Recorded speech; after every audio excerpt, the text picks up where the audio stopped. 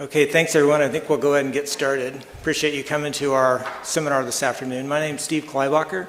I'm the Chief Scientific Officer and VP of R&D for Eurofins ViroCore and Eurofins Transplant Genomics.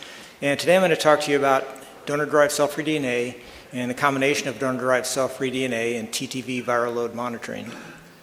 So this slide probably is redundant for most in the room. You're very familiar with balancing the immunosuppression challenges. Over-immunosuppression on the one hand can lead to infection, drug toxicity, nephrotoxicity, and malignancy, et cetera, while under-immunosuppression, of course, can lead to rejection. And the idea is, can we achieve some sort of a balance? How do we monitor this? Well, currently for over-immunosuppression, really it's typically just based on therapeutic drug monitoring of tacrolimus, for example. There are T-cell assays out there. Some of you may be familiar with immuno, which measures the production of ATP from CD4 T cells in response to a mitogen. But what I'll talk to you about more today are the potential to use viral loads. I'll go through some of the data around a specific virus in that family, the TTV virus. For under-immunosuppression, really we're more familiar with that, and it seems like that side has developed more over the past decade or so, the use of donor-derived cell-free DNA and gene expression specifically, but I'll combine the two of the topics here in a couple of slides. So donor-derived cell-free DNA, again, that's really a familiar topic. It's generally detected through next-generation sequencing, and that's based upon SNPs or genetic sequence differences, point mutation differences between two individuals, the donor and the recipient. And next-generation sequencing allows us to basically count those molecules and come up with a ratio or percentage typically. And then when that's elevated, we call that rejection. Now, of course, there's been some recent publications saying that that increases before rejection, so it can be an earlier marker than what was originally appreciated. And of course, in that post-transplant period, there's a host of viral pathogens, not just viral, but fungal and bacterial. I'll focus on the viral, but a host of viral pathogens that can cause damage and even death in these patients. Pathogens such as CMV, BK, HSV, VZV, et cetera. And those are some of the viruses we'll be monitoring in this combined assay. And then there's another virus. Some of you may not be as familiar with this virus, but it's called torquinovirus, or TTV. It's not a pathogen. It's in a separate family from the pathogens that we've discussed. It's in the family Annuliviridae, alpha torque virus, small, non-enveloped, negative single-stranded DNA virus. But it's present in about 90% of people. It's acquired sometime early in life, and normally it just sits in our bloodstream and typically does no harm. It's important to note there has been no human disease associated with TTV, even though people have tried to establish a cause and effect. Importantly, the levels are not affected by the conventional antivirals. That's probably driven largely because it's not in any of the common families that we typically treat, whether it's CMV or HCV or HIV. But what has been studied well, and I'll go through some of the papers describing this, but what has been studied well is that it is associated with the intensity of immunosuppression. So the viral load is associated with both the amount and type of the drug that's used. The higher viral load, the higher copy number, as I'll refer to it, is an indication of more intense immunosuppression. And so these patients have a lower risk of rejection, which is good, but then they have a higher risk of infection, which is what we're trying to avoid. And then conversely, a low copy number of TTV is associated with a higher risk of rejection, but a lower risk of infection. So the idea is, can we find a middle ground with this virus, and can it act as a barometer for the net state of immunosuppression? So we measure TTV through a couple of different methods at Eurofins. The first I'll talk about is the combined donor-derived cell-free DNA and viral pathogen detection in a single assay, and we call that TRACK-ID. And so I mentioned in the first couple slides that next-generation sequencing is often used to measure donor-derived cell-free DNA.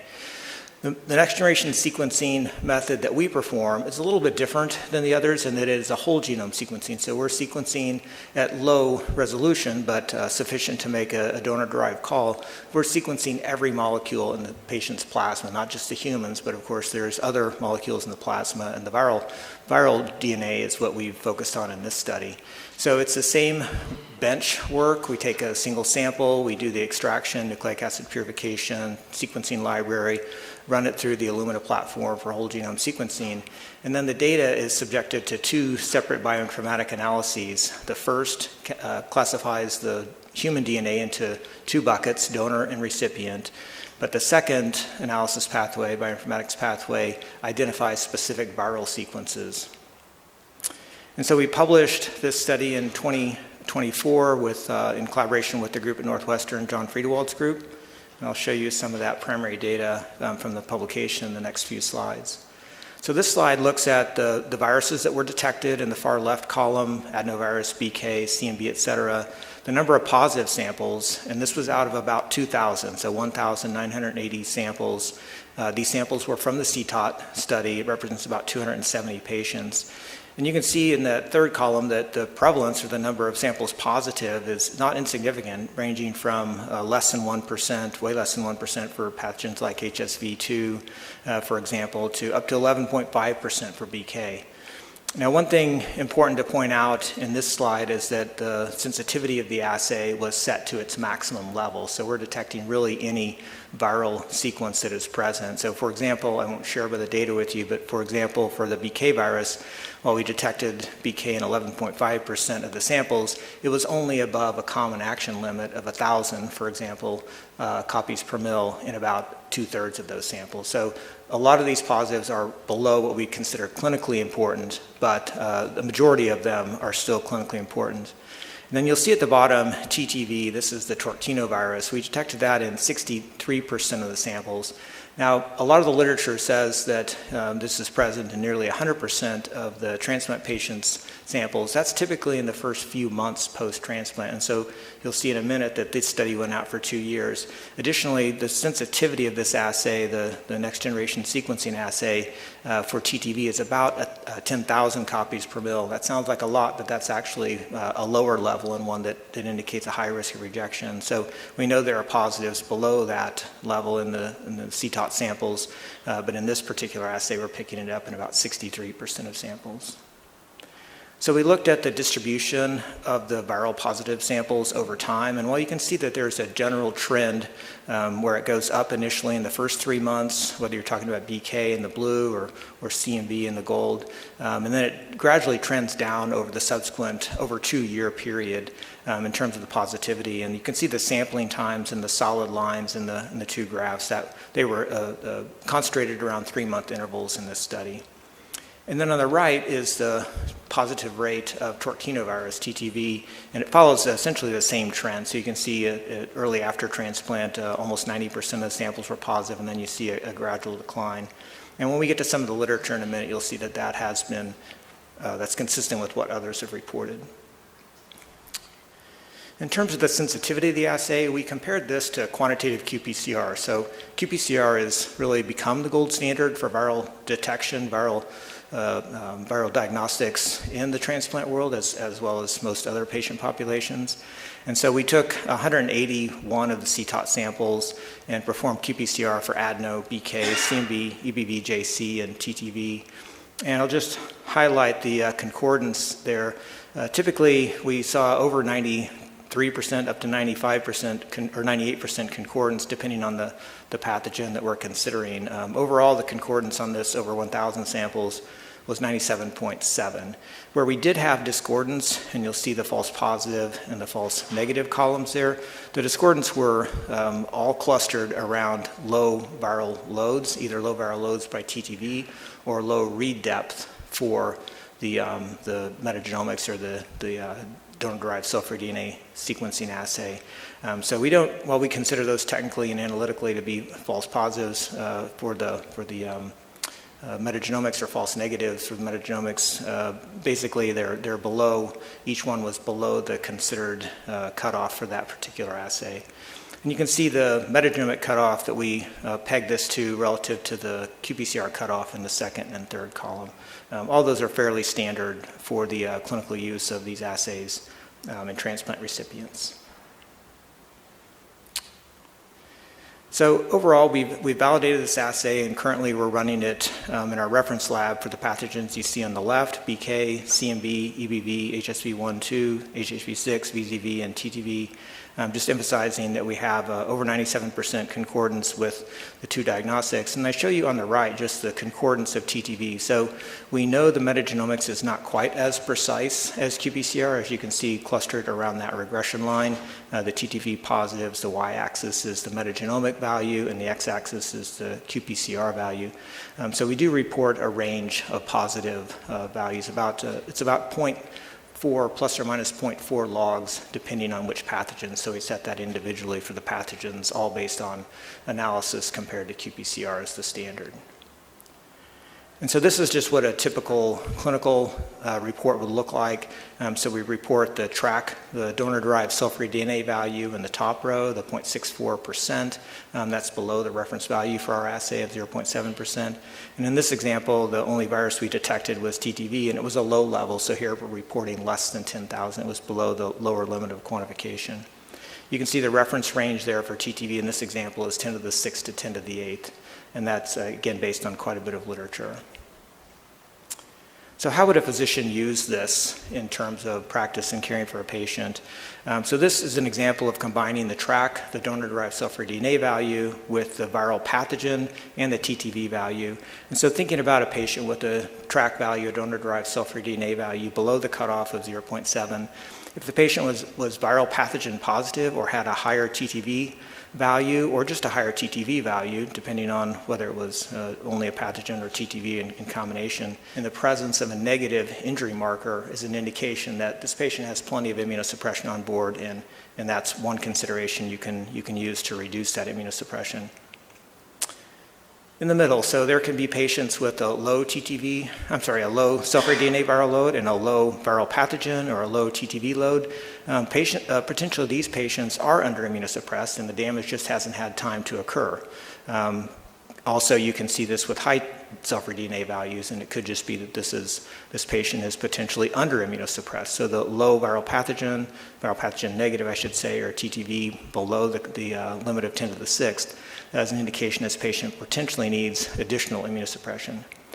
But of course, these are transplant patients, so nothing's easy, right? There's always that third category.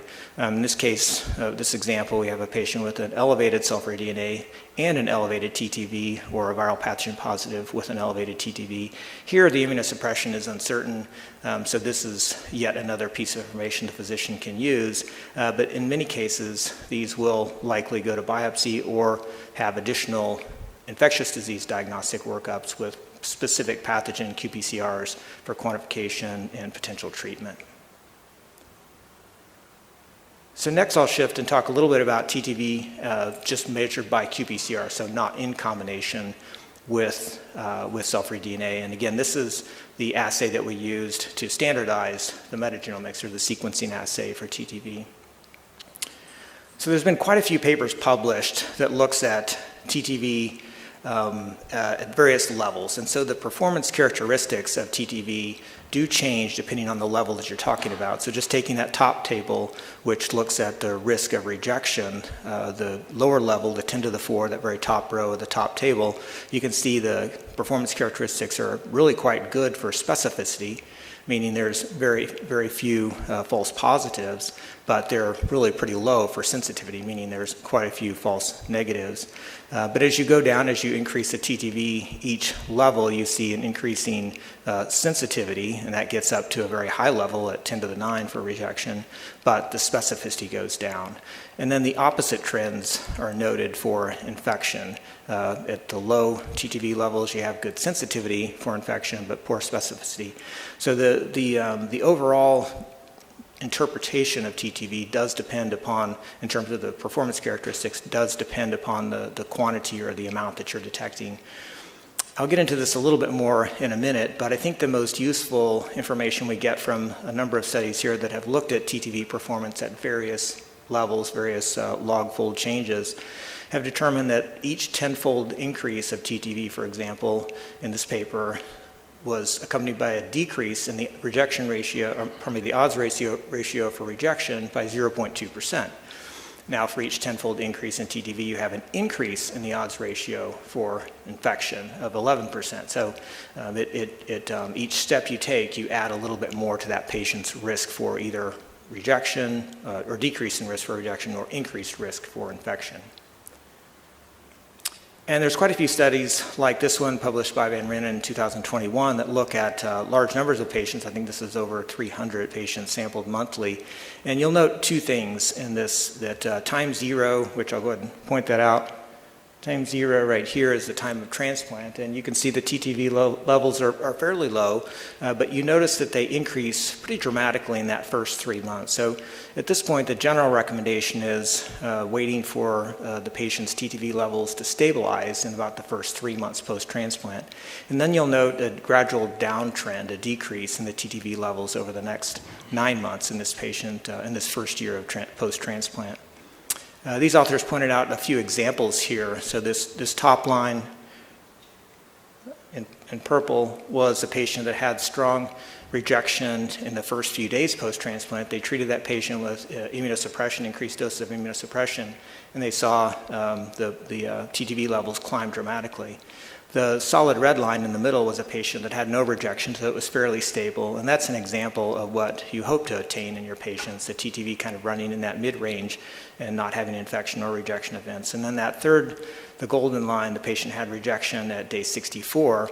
They didn't note whether that patient increased immunosuppression or not, but you can see the TTV levels remained low for the year of the study in this particular patient.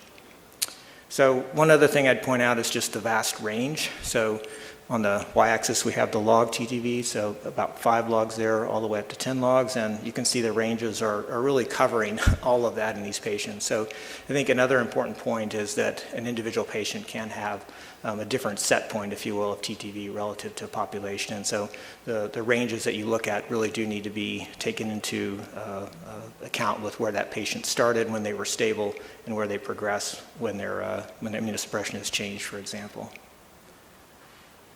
There's a nice meta-analysis that looked at this. It was published in 2023. There were a total of 23 studies included in this analysis, and they consisted of kidney, lung, liver recipients, and both adult and pediatric patients. And I haven't talked too much about the different assays, but there are a couple of different qPCR assays that have been widely used in the literature. The first is what we call the MAGI assay. He was the author that published it in 2001, so quite a while ago. It amplifies the conserved region, the 5' end of the UTR. It has a really nice dynamic range from 250 copies up to 10 to the 9.7 copies per mil. And this is the assay that we run at Eurofins. There's a second assay that has been commercialized in Europe. It has a CE mark. It's only available in Europe, and it's called the ARGENE assay. It amplifies a similar region, but it has a little lower dynamic range, goes up to 10 to the 9.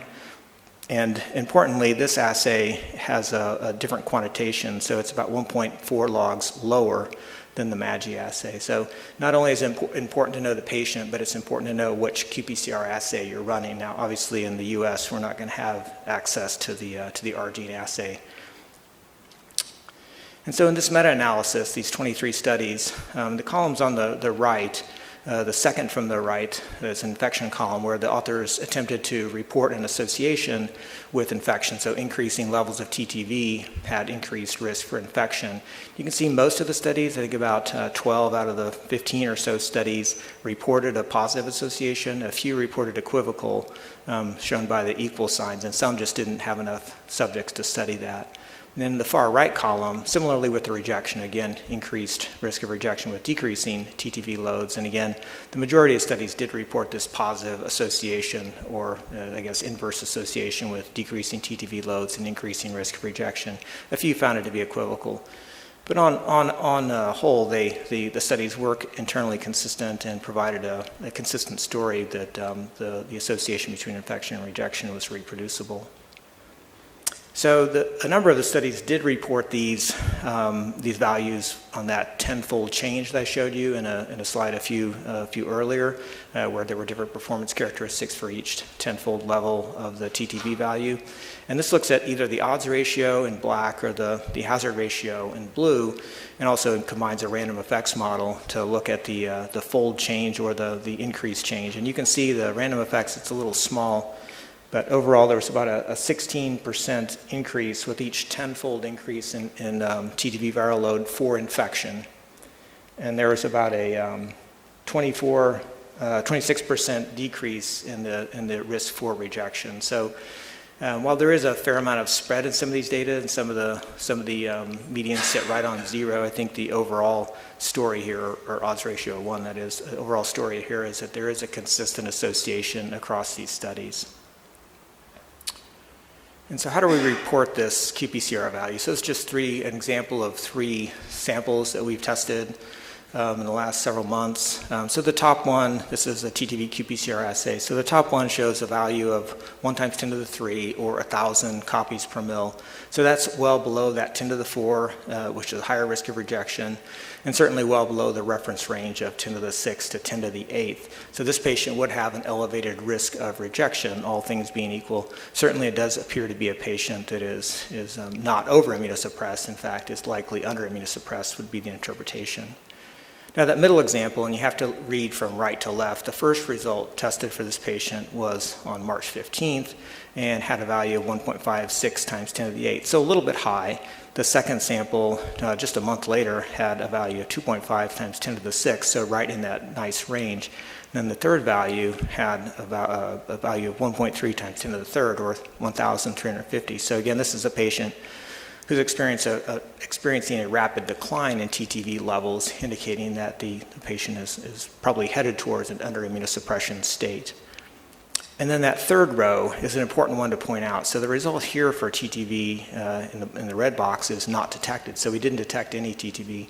So it's on one possibility, the patient never had TTV, and so we wouldn't know whether it was an elevated or a very low level because it wasn't exposed. As I said, about greater than 90% of people have been exposed, but in our data, we've only seen about 5% of the patients show this not detected, but it's important not to interpret this as a patient that's highly under immunosuppressed.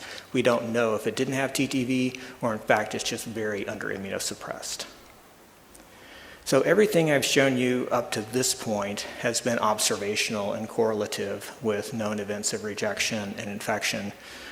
We're quite fortunate because there is an interventional study underway in the EU. It's called the TTV Guided Study, and the intervention group is changing the tacrolimus level by what they call one step, which is 2 nanograms per mil in terms of the blood level. So if the TTV value is greater than 6.2 times 10 to the 6th, then they decrease the TAC by 1 step. If the TTV is within this range of 6.2 to 4.6 log 10, then they don't change the TAC. And then if the TTV level is less than 4.6, then they increase the TAC by 1 step. Now you'll notice these values are a little bit different than what I've been quoting you. So this study is based upon our gene assay, so therefore that's that roughly 1.4 log difference between what we're defining as the optimal range versus what they're using in this study. And then the control group just has no TTV guidance, they're just standard of care. And of course they're looking at the outcomes of rejection and infection at that 1 year period. And so this study is being run by Dr. Gregor Bond, who's one of the most prolific authors and current leading authorities on TTV. And he expects to have the first report out in 2025. So last patient, last visit is April of this year. So ideally we'll have some good information from this study coming out soon. And then, again, this will be the first interventional study using TTV as a guide to tacrolimus dosing. So in summary, certainly I think we all would agree we're probably here for this very reason, that we do think that we need improved methods to monitor the net state of immunosuppression. So we've gotten pretty good at monitoring for rejection with donor-derived cell-free DNA and gene expression. But can we use a combination of donor-derived cell-free DNA with and without TTV, or TTV as a separate standalone or within combination of the donor-derived to improve that monitoring? I think there certainly is data out there, but of course a lot of work still needs to be done to realize that as a common clinical practice. And just remember, TTV, this is a non-pathogenic virus, and if you go to the literature, you can probably read for at least a couple weeks about studies that have been done. Just a little bit of caution, know which assay they're using, because that does impact the quantitation a bit. So when you're trying to compare one to the other, it can be a little difficult if you don't keep that in mind. And then TTV loads have been correlated with this risk of rejection and infection. The current proposed range for the test that we run in our reference lab is 10 to the 6th to 10 to the 8th, again, because we're running the MAGI assay. And then this interventional trial, I'm looking forward to the results of that, and we'll see if that can shed some additional light on how we use this clinically. So last slide, just thinking about TTV as a barometer. If you have a high TTV viral load, then you have elevated risk of infection and, of course, high immunosuppression. And then if you have the low TTV viral load, higher risk of rejection and low immunosuppression. And so the goal is to use this as a barometer to measure where that patient is between those two extremes.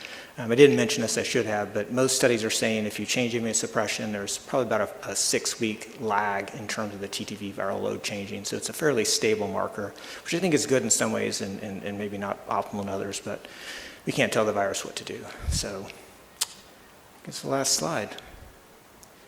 Any questions? Yeah. So those are non-detected cases. Is there any role of checking them pre-transplant initially?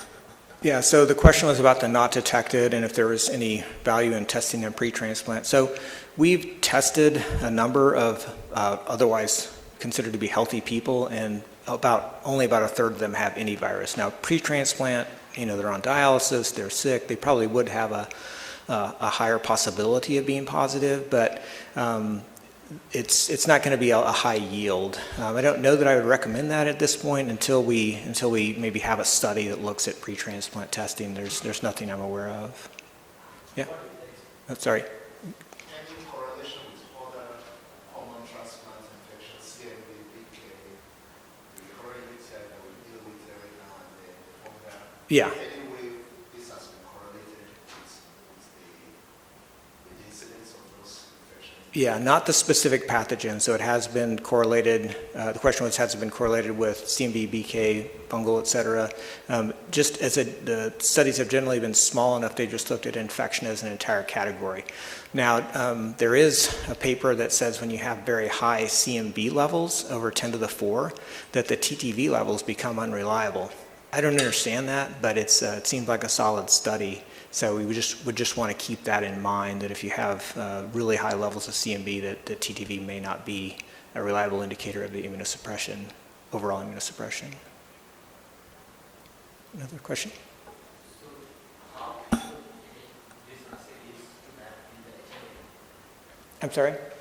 How feasible it is that you have this assay in the HIV? So there are no kits. The question was how if it could be in an HLA laboratory. There are no kits available for TTV at this point.